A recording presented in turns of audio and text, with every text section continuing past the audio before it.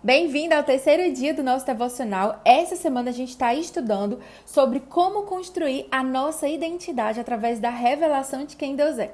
A gente já entendeu a base, o primeiro passo para fazer isso. A gente já viu também que Deus ele é eterno e que nós não somos. E hoje eu quero pensar com você sobre o fato de que Deus ele é autossuficiente.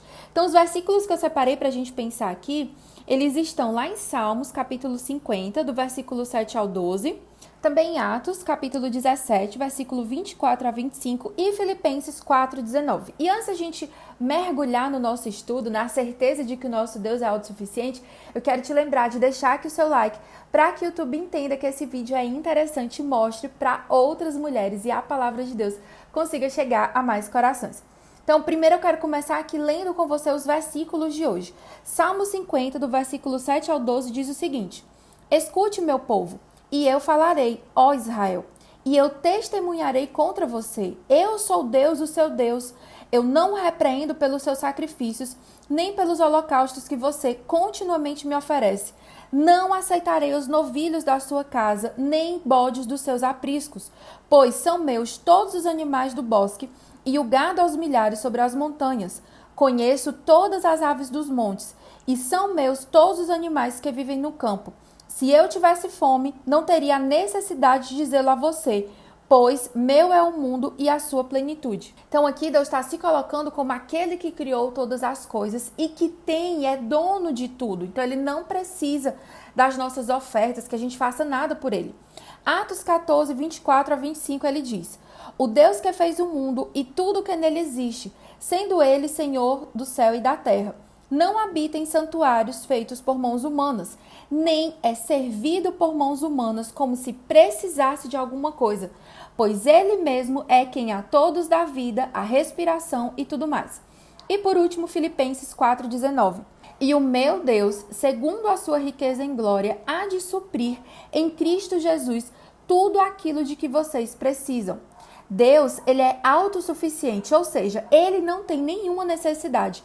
E é justamente por isso, por não necessitar de nada, que Deus, ele é a fonte de tudo que nós precisamos. Ele é um sustento permanente, perpétuo e perfeito. É sobre isso que o versículo de Atos que eu separei para a gente ler hoje está falando. Deus, ele nos criou, a mim, a você e a toda a humanidade, porque nos ama. E não porque ele tivesse necessidade, carência, ele tivesse se sentindo sozinho, precisasse de algo para se distrair. Deus, ele não precisa de nada e de ninguém. O fato de nós termos sido criadas por ele é uma declaração de amor. E isso traz para a gente muita segurança. Por quê?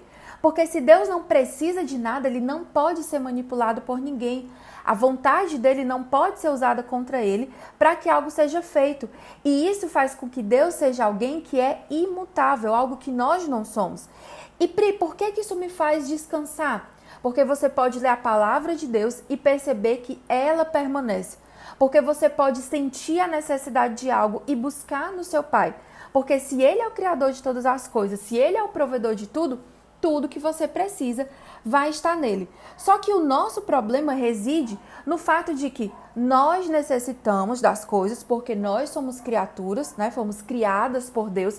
Só que a gente não assume, a gente fica tentando camuflar as nossas necessidades. A gente se posiciona como homens e mulheres independentes. Eu não preciso de nada e eu não preciso de ninguém. Você já ouviu essa frase antes? Você não precisa de ninguém para ser feliz. Isso é a maior mentira.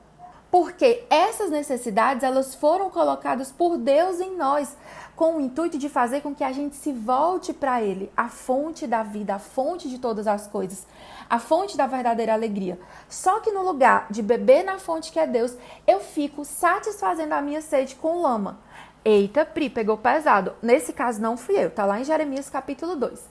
Ele diz que o povo de Israel, assim como nós, trocou a fonte de água viva por cisternas rotas. O que é que isso quer dizer? Cisternas que estavam vazias, cheias de lama, no lugar de conter água pura.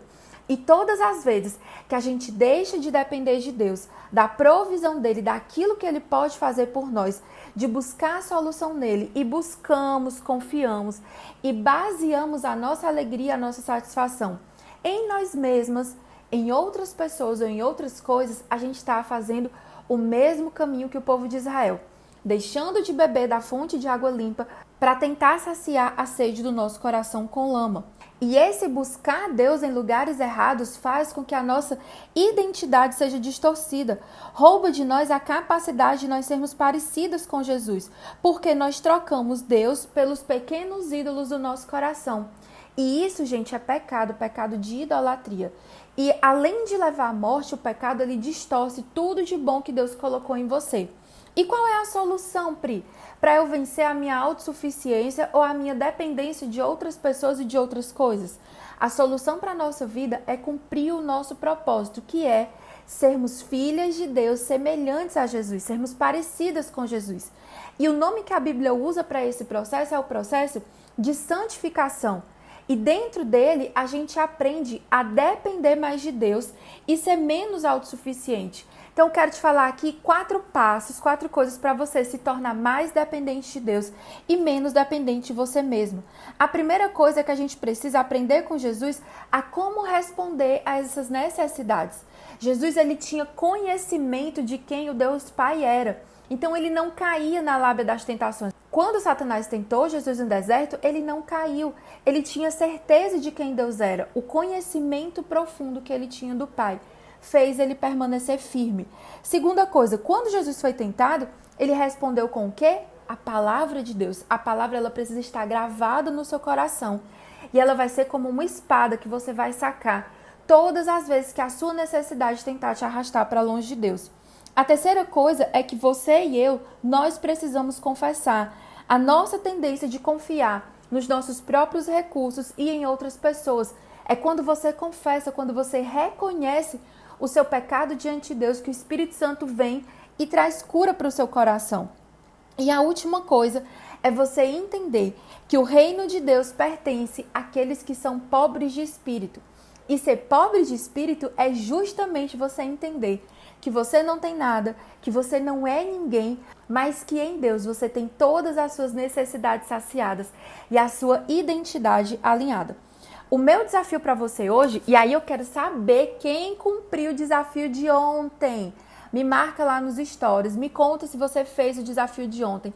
Gente, essas perguntas que eu estou liberando aqui para vocês, elas são essenciais para que você consiga aplicar o conhecimento que eu estou te dando aqui. Se você só ler os versículos, só escutar aqui o meu áudio, mas não for praticar, não colocar em prática o que você está aprendendo aqui, você está só engordando a sua mente. Isso não vai te ajudar em nada, tá? Hoje o meu desafio para você é responder as perguntas que eu vou deixar lá no nosso canal do Telegram. Lá nele já tem as de ontem e eu vou colocar as de hoje também, tá bom? O link do canal do Telegram está aqui embaixo na descrição desse vídeo. É só você clicar e ir direto para lá, tá? Que Deus te abençoe, que você aprenda todos os dias a ser completamente dependente do Senhor.